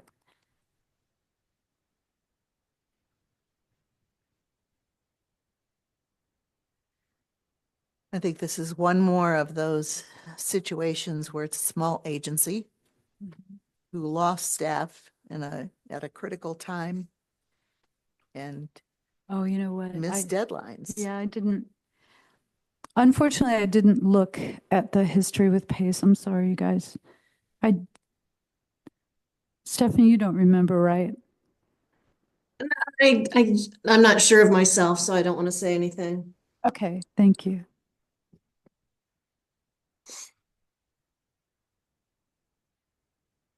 So, yeah, so this is for this past year and they stopped receiving payments when?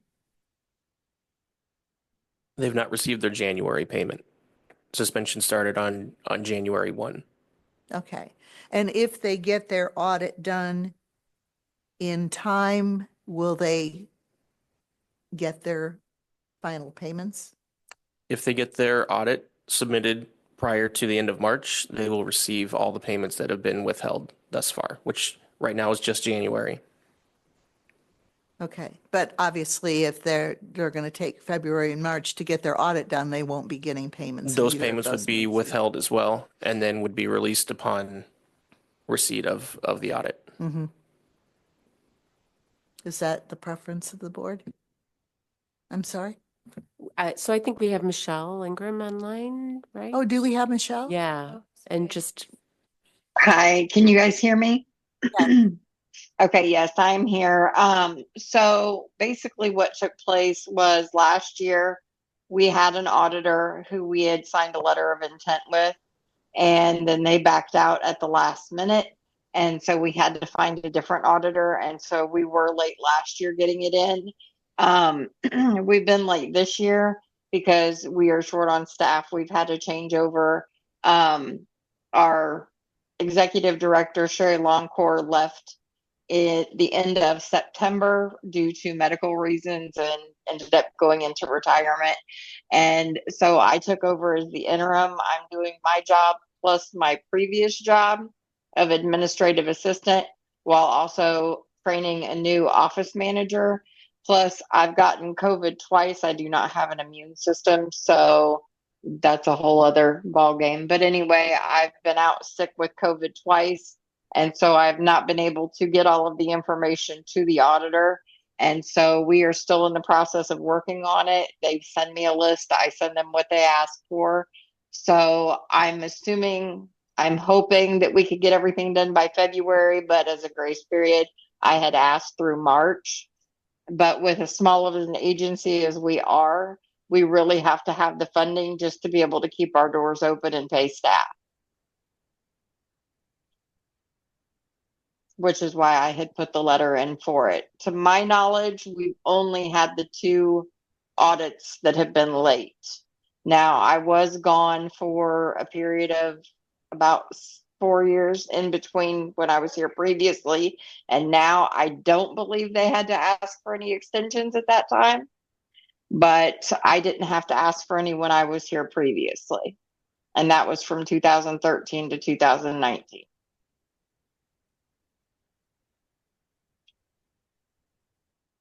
Well, thoughts? It'd be nice to have a full board here, wouldn't it, to have this conversation? But we don't.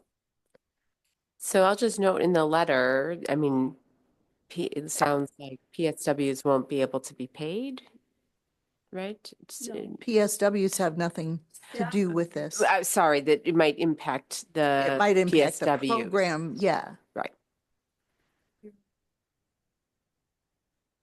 Yeah. So we have to make a decision. What's your extension or no extension? We have 2 choices here in my mind. We can either extend and allow the payment, or we say you can get your payment when the audit is submitted. What would you be more inclined to vote for?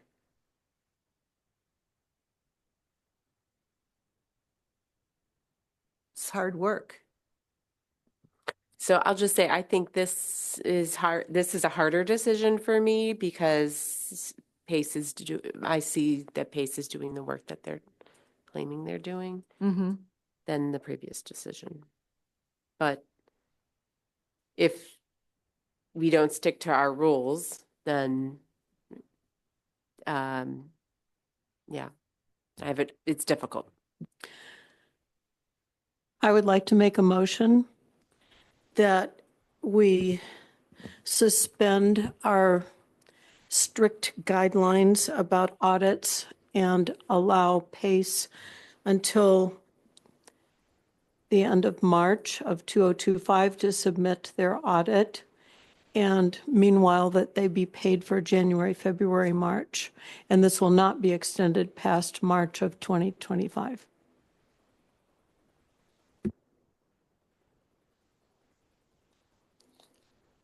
I'll second that motion. So when you say end of March, do you mean March 31st?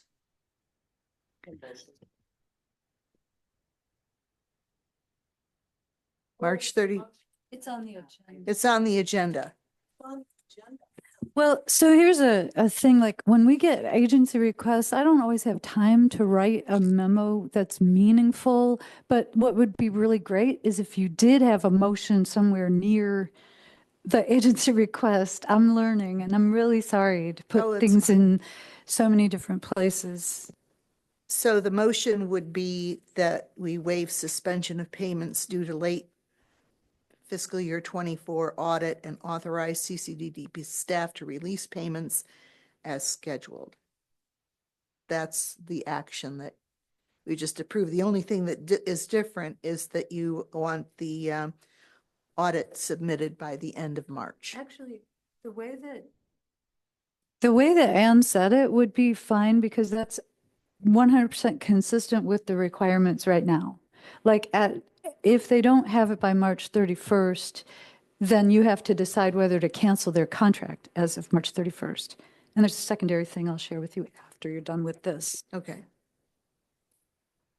All right. So is everyone clear on the proposal? Okay. And again, I think maybe we'll do a roll call vote on this if there's no more discussion. All right. Was there a second? Yes, I seconded it. Okay. Are you ready for the roll call? Yes. Ann Robin, Yes. Kim Fisher, Yes. Vicky Nicewander. Yes. All right. So you have your extension, Michelle. Thank you very much. It's greatly appreciated. Yeah. Okay, so we do a lot more of this with the mental health board and we have been for a long time, and we could talk later about some of what we're learning there about sort of like inadvertent impacts on the systems. But there is something that we have been talking about that I need to alert you to, and that is an agency is not eligible for funding if they don't have the audit by the time of the application, which is February 10. So if this audit is not done by February 10, what I would like to do is just hold on reviewing the application until we have the audit. So like, yeah, because this has not really happened very often to the DDB. It's a much larger problem on the mental health board side. They're going to have some long discussion about what to do. And this will be my recommendation is that we just wait. March 31st is the drop dead deadline. And then we can, you know what I mean? Like maybe next year we move closer to, if it's not done by the time of the application, you are not eligible for funding and the application is not reviewed or considered. But not to do that this year. Is that okay? Yeah, that makes total sense. Okay. All right, unless Angela has something to add as far as agency reports, she did hers already, so I guess we'll skip that. We don't have any county board input. Oh, unless there's somebody online. Is there anybody online besides Michelle? Any agency input? Pace. Okay. Last month, Lachana and I went to a outreach event with Alina Unlimited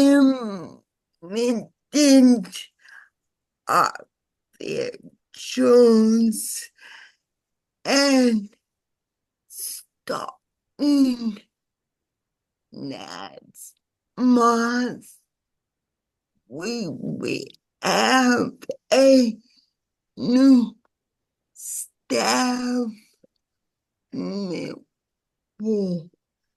at Pens.pa/. slash PS W specialist because Lachana took a new job. Yeah, that kind of stuff happens, doesn't it? Especially in this field. Yes, Mhm. but it did not take long to find a new one. That's encouraging. Yes. Thank you, Paula. Any questions? No? Does anybody else have input? Oh, okay. Hey, Paula, I missed a word, I think, or maybe two words. You said that you and Lashana do a huge event with a limited something, and then I missed that word. A bit shoes. Oh. That it was bit program. All right, thank you. Does anybody else have a agency information to share?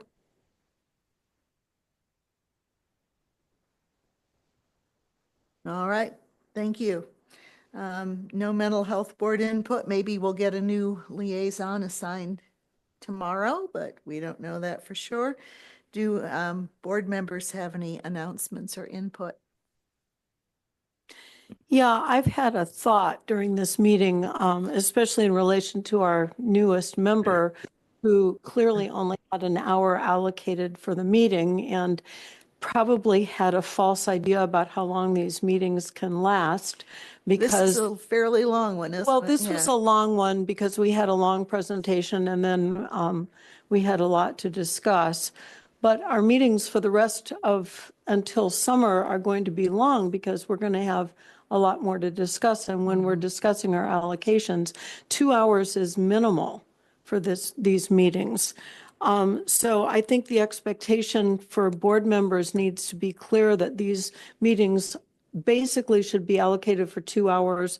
And during our more important meetings, it's possible that they could go over, although we'll try not to do that. Yeah, I think Lynn doesn't necessarily have control over what they're told because they're appointed and you kind of get that But information. in orientation, they should be told that.